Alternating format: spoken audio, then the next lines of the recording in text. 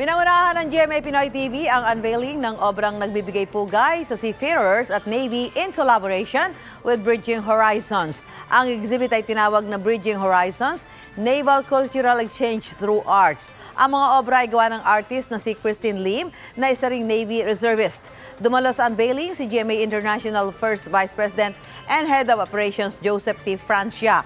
Ayon pa kay Christine, misyon ng Bridging Horizons na pagtibayin ang relasyon ng Pilipinas at iba't ibang bansa. Kaya ngayong 2023 hanggang taong 2028, bibisitahin niya at ng Philippine Navy ang mga embahada sa Pilipinas para igawad ang kanyang mga obra. Nakakatuwa dahil ang GMA 7 ang kumbaga first na nag-unveil nito for a glimpse of what will happen this October, yung aming international launch. You are not just doing this for yourselves, you are doing this for our country. At hindi po sapat na magpasalamat lamang kami. We are here to always appreciate you and to honor you. So maraming salamat po.